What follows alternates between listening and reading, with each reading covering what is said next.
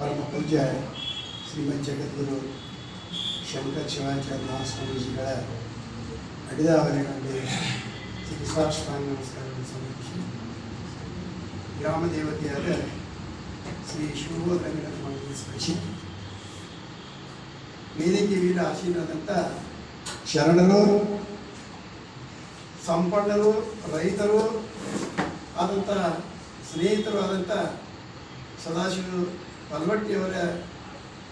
ಅವರಲ್ಲಿ ಕೂಡ ನಾನು ಅನೇಕ ನಮಸ್ಕಾರಗಳನ್ನು ಸಮರ್ಪಿಸಿ ಅದರಂತೆ ವೇದಿಕೆ ಮೇಲೆ ಎಲ್ಲ ಮಹಿಳೆಯರಿಗೂ ನನ್ನ ಸಹೋದರ ಸಹೋದರಿಗೂ ಅನಂತ ಪ್ರಣಾಮಗಳನ್ನು ಸಮರ್ಪಿಸಿ ಇದು ಕನ್ನಡ ಸಾಹಿತ್ಯ ಪರಿಷತ್ತು ಹಾಗೂ ಜ್ಞಾನದೀಪಿ ಸಾಹಿತ್ಯ ಪ್ರತಿಷ್ಠಾಪನಾ ಮೂರ್ತಿ ಬೆಳದಿಂಗಳ ಸಾಹಿತ್ಯ ಚಿಂತನ ಮಂಥನ ಕಾರ್ಯಕ್ರಮ ಉಪನ್ಯಾಸ ಇಲ್ಲಿಯವರೆಗೆ ಸವಿಸ್ತಾರವಾಗಿ ಉಪನ್ಯಾಸರಿದ್ದಾರೆ. ಅಧ್ಯಕ್ಷೀಯ ಭಾಷಣದೊಳಗೆ ಏನು ಹೇಳ್ತಕ್ಕಂಥದ್ದು ಉಳಿದಿಲ್ಲ. ಅದೊಂದು ನಾನುಡಿ ಐತಿ, ಮಣಿಗೆ ಮೊದಲನೇ ಮಗ ಆಗಬಾರ್ದು, ಭಾಷಣಕ್ಕೆ ಕೊನೆ ಭಾಷಣಕಾರ ಆಗಬಾರ್ದು ಅಂತೇಳಿ. ಆದರೂ ಕೂಡ ನನ್ನ ಮತಿ, ನನ್ನ ಬುದ್ಧಿಗೆ ತಿಳಿದಷ್ಟು ನಾನು ಹೇಳ್ಬೇಕಾಗೈತಿ, ನನ್ನ ಚಿಂತನೆಯನ್ನು ನಿಮಗೆ ತಿಳಿಸ್ಬೇಕಾಗೈತಿ. ಮತಿ ಅಂದರೆ ಈ ಗ್ರಾಮ ಭಾಷೆಗಳೊಳಗೆ ಬುದ್ಧಿ, ವಿಶೇಷ ಏನು ಬುದ್ಧಿ ಹೇಳಿದ್ದೀನಿ ನಾ, ಏನು ಬುದ್ಧಿವಂತ ಇದ್ದೀನಿ ನಾ, ಏನು ಒಳ್ಳೆ ಮನುಷ್ಯ ಇದ್ದೀನಿ ನಾ, ಒಳ್ಳೆ ಇದ್ದೀನಿ ನಾ, ಇವೆಲ್ಲ ಗ್ರಾಮ್ಯ ಭಾಷೆದೊಳಗೆ ಬರ್ತಾವೆ. ಆ ಬುದ್ಧಿ ನಾವು ಸರಳ ಬಿಟ್ಟರೆ ನಮ್ಮ ಕೈಯೊಳಗೆ ಉಳಿದಿಲ್ಲ. ಆ ಬುದ್ಧಿಗೆ ನಾವು ಏನು ಕೊಡಬೇಕಪ್ಪ, ಒಳ್ಳೆಯ ಒಂದು ಸಂಸ್ಕಾರವನ್ನು ಕೊಡಬೇಕು.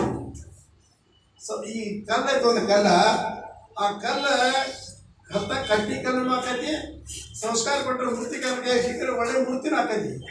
ಹಂಗೆ ಸಣ್ಣ ಮಗು ನಮ್ಮ ಕೈಯಾಗ ಬಂದ್ಬಿಟ್ರೆ ನಾವು ಸಂಸ್ಕಾರ ಕೊಡ್ತೀವಿ. ಅದಕ್ಕೆ ಅದೇ ಮಗು ಬೇರೆ ಕಡೆ ಹೋದರೆ ಅದು ಏನು ಆಗಬಾರ್ದೆಲ್ಲ ಹಾಕೈತಿ. ಇದಕ್ಕೆ ಮತಿಗೆ, ಬುದ್ಧಿಗೆ ಒಳ್ಳೆಯ ಸಂಸ್ಕಾರ ಕೊಡ್ಬೇಕು ನಾವು. ಈ ಮಕ್ಕಳೆಲ್ಲ ಆಗಲಿ, ಒಂದು ದನಕರ ಆಗಲಿ, ಒಂದು ಗಿಳಿ ಆಗಲಿ, ಎಲ್ಲ ನಮ್ಮ ಮಾತು ಕೇಳ್ತಾವೆ. ಮೂರು ಪ್ರಾಣಿಗಳ ನಮ್ಮ ಮಾತು ಕೇಳ್ತಾವಂದ್ರೆ ಮಕ್ಕಳ ಮಾತು ಕೇಳಲೇಬೇಕು.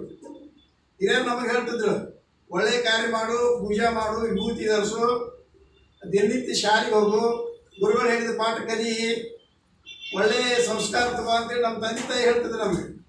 ನಾವು ಸ್ವಲ್ಪ ಚಿಕ್ಕ ಮಕ್ಕಳಿದ್ದಾಗ ಸ್ವಲ್ಪ ಉಡಾಡ, ನಾವು ಅವ್ರು ಹೇಳ್ತಿರೋದು ಕೈಕಾಲ ಮಕ್ಕಳು ತಗೊಂಡು ಊಟ ಮಾಡಪ್ಪ ಆದ್ರಿಲ್ಲ, ವಿಭೂತಿ ಹಚ್ಚಪ್ಪ ಆದ್ರಿಲ್ಲ, ದೇವ್ರ ಪೂಜೆ ಮಾಡಪ್ಪ ಆದ್ರಿಲ್ಲ.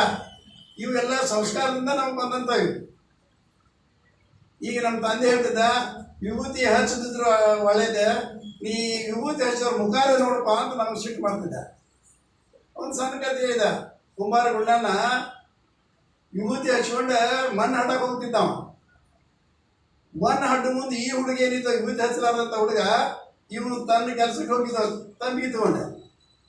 ಅವ ಕುಂಬಾರ ಗುಂಡನ ಮಣ್ಣು ಹಡ್ಡು ಮುಂದೆ ಅವಾಗ ಒಂದು ಬಂಗಾರದ ಚೆರಿಗೆ ಸಿಕ್ತವ.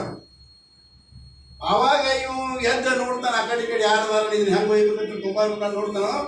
ಆ ಸಂಡಾಸ್ಕೊತ ಹುಡುಗ ನಾ ನೋಡಿ ಅಂತಾನ. ಅವ ಏನು ನೋಡಿರ್ತಾನವ, ಇವು ಹಚ್ಚಿದ ವಿಭೂತಿ ನೋಡಿರ್ತಾನೆ.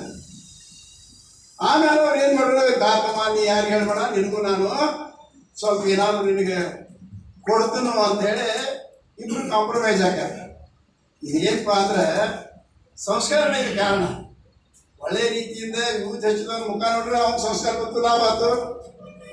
ಅದೇ ಕಾರಣಾಗಿ ನಾವು ಒಳ್ಳೆಯವರ ಸಂಘ ಮಾಡಬೇಕು. ಬಸವಣ್ಣವ್ರು ಭಾಳ ಇದನ್ನ ಹೇಳ್ಯಾರ ನಮಗೆ. ಬಸವಣ್ಣವ್ರು ಒಂದು ವಚನ ಪಾಲಿಸಿದ್ರೆ ನಮ್ಮ ಜೀವನ ಪಾವನೆಗೆ ಹೋಗ್ತೈತಿ. ನೋಡ್ರಿ, ಒಂದೇ ಒಂದು ವಚನದಾಗ ಎಲ್ಲ ಹೇಳ್ಯಾರ, ಕಳಬೇಡ, ಕೊಲಬೇಡ, ಖುಷಿಯ ನುಡಿಯಲು ಬೇಡ, ಅನ್ಯರಿಗೆ ಅಸಹ್ಯ ಪಡಬೇಡ, ತನ್ನ ಬನ್ನಿಸಬೇಡ, ಇದರ ಹಡಿಯಲು ಬೇಡ, ಇದೇ ಅಂತರಂಗದ ಶುದ್ಧಿ, ಇದೇ ಬಹಿರಂಗದ ಶುದ್ಧಿ, ಇದನ್ನು ಸಂಗಮದೇವ. ಕೊಲಗಾರ, ಪ್ರಾಣಿ ಹಿಂಸೆ ಮಾಡಬೇಡ, ತುಳು ಮಾಡಬೇಡ, ಸುಳ್ಳು ಹೇಳಬೇಡ, ನಿನ್ನ ನೀ ಹುಡುಕೋಬೇಡ. ಒಳ್ಳೆ ಒಂದು ವಚನ ನಮ್ಮ ಮಕ್ಕಳಿಗೆ ನಾವು ಕಲಿಸ್ಕೊಟ್ರೆ, ಈ ಸಣ್ಣ ಮಕ್ಕಳು ವಚನ ಹೇಳಿದರು, ನನಗಿಷ್ಟು ಖುಷಿ ಆಯ್ತು. ನಾವು ನಮ್ಮ ಮಕ್ಕಳಿಗೆ ವಚನ ಕಲಿಸೋದಾಗಿಲ್ಲ, ಟಿ ವಿ ಮುಂದೆ ಕೂಡಿಸ್ತೀವಿ.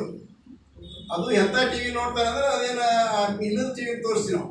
ಅದಕ್ಕೆ ಪ್ರತಿಯೊಬ್ಬರು ಕೂಡ ತಮ್ಮ ಮನೆ ಒಳಗಾಗಲಿ, ತಮ್ಮ ಶಾಲೆ ಒಳಗಾಗಲಿ, ತಮ್ಮ ಪರಿಸರ ಒಳಗಾಗಲಿ ಒಳ್ಳೆಯ ಆಚಾರ ವಿಚಾರ ಕಲಿಸ್ಬೇಕು. ಆಚಾರ ವಿಚಾರದಿಂದ ಎಲ್ಲ ಸರಿ ಆಗ್ತೈತಿ. ಮತ್ತು ಈಗಿನ ಕಾಲದೊಳಗೆ ಈಗ ಟಿ ವಿ ಬಂದ, ಸಿನಿಮಾ ಬಂದ, ಇವೆಲ್ಲ ಏನಾಗ್ಯಾವಪ್ಪ ಅಂದ್ರೆ ಈ ಮೊಬೈಲ್ ಫೋನ್ ಬಂದಂತೂ ಎಲ್ಲ ಮಕ್ಕಳಿಗೆ ಕೆಡಿಸ್ಬಿಟ್ಟಾವ. ಅದಕ್ಕೆ ದಯವಿಟ್ಟು ತಮ್ಮ ಮಕ್ಕಳಿಗೆ ಮೊಬೈಲ್ ಕೊಡ್ಲಾರ್ದ ಒಂದು ಪುಸ್ತಕ ಕೊಡ್ರಿ, ಒಂದು ಕಥೆ ಕಾದಂಬರಿ ಹೇಳ್ರಿ, ರಾಮಾಯಣ ಮಹಾಭಾರತ ಹೇಳ್ರಿ, ಸೀತಾಮಾತೆಯ ಕಥೆ ಹೇಳ್ರಿ. ಒಳ್ಳೆ ಸಂಸ್ಕಾರ ಕೊಟ್ಟರೆ ಒಳ್ಳೆ ಮಕ್ಕಳಾಕಾವು, ಒಳ್ಳೆ ಪ್ರಜೆಗಳಾಕಾರು. ನಮ್ಮ ಕರ್ನಾಟಕ ಅಲ್ಲ, ಇಡೀ ವಿಶ್ವನ ಭಾರತದೊಳಗನ ಇದು ಒಳ್ಳೆ ಕೀರ್ತಿ ಬರ್ತೈತೆ ಅಂಥೇಳಿ ನನಗೆ ಇಲ್ಲಿ ತನಕ ಕರ್ಕೊಂಡು ಬಂದ ಮಾತಾಡಲಿಕ್ಕೆ ಅವಕಾಶ ಕೊಟ್ಟಂತ ಎಲ್ಲರಿಗೂ ನನ್ನ ಮತ್ತೊಮ್ಮೆ ನನ್ನ ನಮಸ್ಕಾರ ತಿಳಿಸಿ ನನ್ನ ಮಾತುಗಳನ್ನು